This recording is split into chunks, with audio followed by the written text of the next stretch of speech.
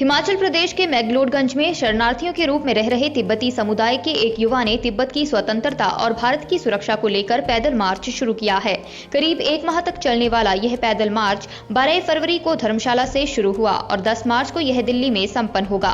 तेंजिंग सुंडू नाम के इस युवा ने अंतर्राष्ट्रीय समुदाय से भी तिब्बत की आजादी को लेकर आवाज उठाने का आग्रह किया है। इस युवा का कहना है, तिब्बत की आजादी से भारत को काफी लाभ होगा। दोनों राष्ट्र अतीत से ही एक दूसरे के घनिष्ठ मित्र रहे हैं। ऐसे में व्यक्तित्व की आजादी काफी महत्वपूर्ण है।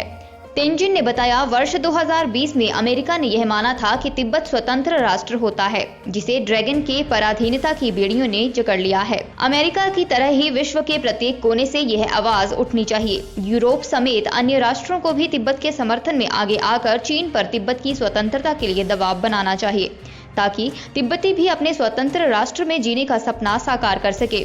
वर्तमान में गुलाम तिब्बत में रह रहे तिब्बती कई तरह की यातनाओं से गुजर रहे हैं। अंतर्राष्ट्रीय समुदाय को भी तिब्बतियों की सुख समृद्धि के लिए आवाज उठानी चाहिए। वहीं उन्होंने कहा कि चीन भारत के खिलाफ कई प्रकार की गतिविधियां चला रहा है, जिसके प्रति लोगों को जागरूक कर रहे हैं। उन्होंने कहा, भारत सरकार को चीन नीति में बदलाव करना चाहिए। चीन से खतरा है और भारतवासियों सब सतर्क रहना चाहिए। सिर्फ सरकार की ये ड्यूटी नहीं है, पब्लिक पूरा जानकारी होना चाहिए।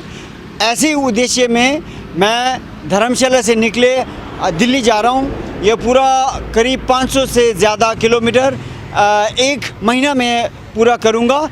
इस दौरान जहाँ जहाँ जा रहा हूँ पब्लिक लोगों को ये जानकारी दे रहा हूँ कि भारत की तिब्बत की सीमा में बहुत खतरा है। सब लोग जागरूक रहना चाहिए और सिर्फ सरकार के ऊपर निर्भर नहीं, सब लोग पता होना चाहिए, ताकि तो सरकार को थोड़ा ताकत मिलेगा।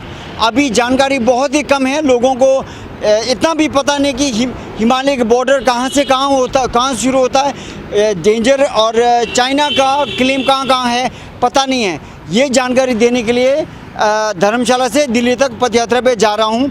मेरा नाम तेंजिन सुंडू है, मैं एक तिब्बती कार्यकर्ता और लेखक हूँ।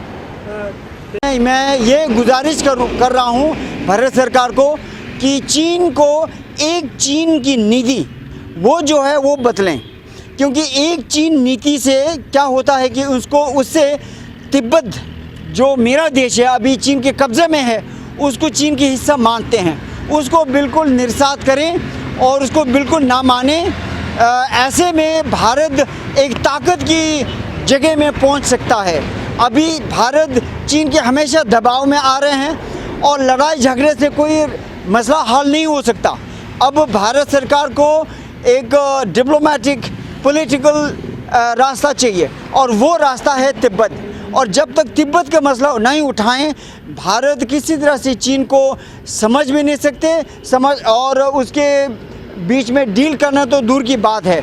तो इसीलिए तिब्बत का मसला जो है उसको उठाना चाहिए और तिब्बत फिर से अगर आज़ाद हो जाएं तो भारत और चीन के बीच में तिब्बत फिर से एक बफर जोन की तरफ से फिर से खड़ा हो सकते हैं और पहले जैसे तिब्बत और भारत के बीच में ऐसा भाईचारा का रिश्ता बना सकते हैं।